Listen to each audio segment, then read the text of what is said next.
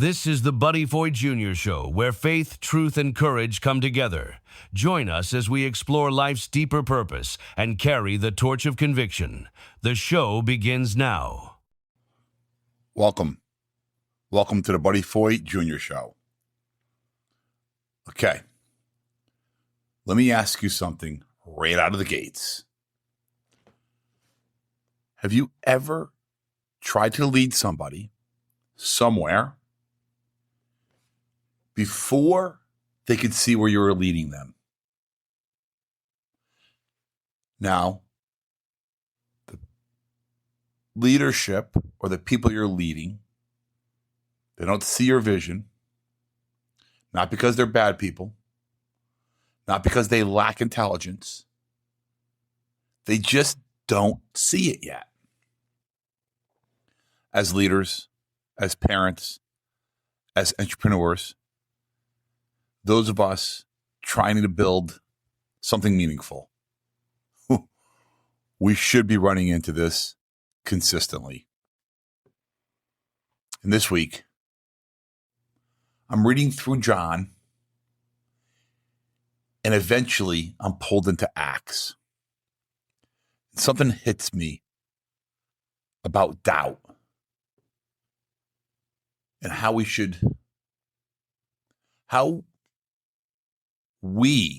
show up inside of doubt as leaders. We're talking about doubting Thomas. Thomas, the disciple who missed Jesus' first appearance. After the resurrection, Jesus appears and Thomas isn't there. The disciple who famously said, "Unless I see the wounds in his hands, unless I touch his side, I will not believe." And I think sometimes, at least me, I read that story way too fast. Because when I slowed down this week and I really sat with that passage, Thomas says something deeply human. He says, "I need proof before I believe." And maybe he also meant, I need proof before I continue to follow. A lot of people live there. A lot of organizations live there. A lot of teams live there. A lot of families live there. And a lot of marriages live there.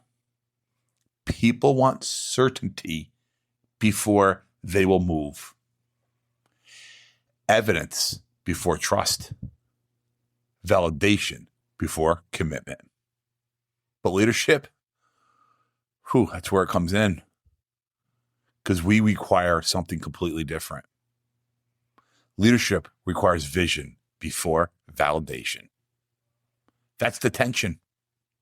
Because when you're building something meaningful, you usually see it before anyone else does. You see the direction before the results even exist. You see possibility before evidence appears.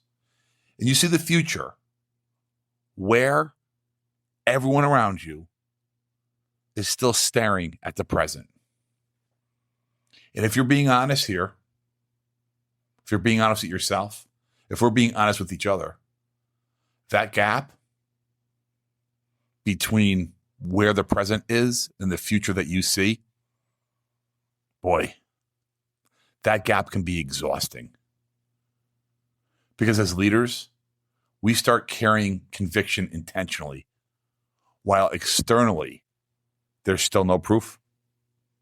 And that's difficult. Especially when people around us are questioning, doubting, hesitating, or waiting for certainty before they'll move. I mean, run through walls. And let's face it, to achieve a goal that you quite can't see yet, but you can feel it, or I should say others don't quite see, but you can't get it out of your head, that requires 100% commitment, no doubt, and full speed ahead. And if we're not careful, we start becoming frustrated with people not seeing what we see. And that's dangerous. Because the deeper lesson of Thomas might not actually be condemnation of doubt.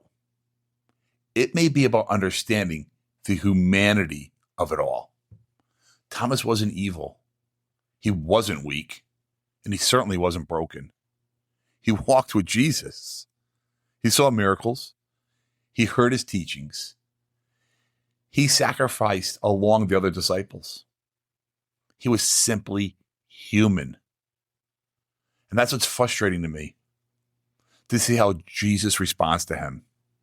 Jesus doesn't shame Thomas. When I say frustrating, I mean fascinating. He doesn't humiliate him. He doesn't destroy him publicly for doubting. He meets Thomas exactly where he is. That's powerful. Because maybe real leadership isn't forcing belief. Maybe leadership isn't manipulating emotion. Maybe leadership isn't demanding blind loyalty. Maybe leadership is staying grounded in truth long enough for others to eventually see clearly. And that's hard. Because today's culture, the Instacart culture, rewards immediate proof, immediate results, immediate certainty, immediate gratification.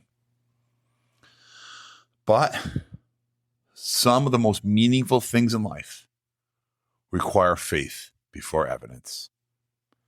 A healthy marriage requires faith before evidence. Parenting requires faith before evidence. Building a business requires faith before evidence. Following God requires faith before evidence. And every visionary eventually experiences some painful session, a season, carrying conviction before evidence arrives. That's where people quit. That's where leaders collapse. That's where entrepreneurs abandon visions. Not because the vision was wrong, but because the validation was delayed. And honestly, I think many of us are living in that gap right now. You know where you want to go. You know the changes you need to make. You know the vision sitting inside your spirit. But externally, maybe there's just not enough proof yet. Maybe the finances haven't changed. Maybe the relationships haven't healed. Maybe the business hasn't grown enough yet. And maybe peace hasn't yet arrived. And doubt starts creeping in. Not just from other people, from ourselves. That's the real battle. And this is where scripture shifted me. Acts 4:13 this week. Because Acts says something incredibly powerful about the disciples. It says, and I quote, "They recognized these men had been with Jesus." Think about that. It doesn't say they were polished. It doesn't say they were impressive. It doesn't say they had status, branding, image, or influence. It says people recognized intimacy, presence, depth. And maybe that's what people are actually starving for right now. Maybe the people you're leading, they're not striving for your performance. They don't need noise. They don't need another t-shirt or poster on a wall for branding. Not perfectly curated confidence, something deeper. Because you can fake confidence, you can fake image, and you can fake branding, but you cannot fake intimacy. And I think in my 50s, that's where leadership is becoming more prevalent to me today. We think, or I thought, leadership was about convincing people. Maybe, just maybe, it's actually being rooted more deeply. Enough to carry a vision before validation arrives. That's faith. That's conviction. That's leadership. And honestly, that's spiritual maturity. Because eventually every leader has to decide, will I stay grounded in the truth even when nobody else sees it yet? Will I remain anchored before the evidence arrives? Will I keep building before the applause comes? That's the work. That's the challenge. And maybe that's why Jesus handled Thomas with so much patience. Because Jesus understood something we often forget. Human beings struggle to believe what we cannot see. And sometimes the greatest leaders are simply willing to carry the conviction long enough for others to eventually catch up to the vision. Be aware, stay intentional, and whatever you do, don't take the bait. Don't take it.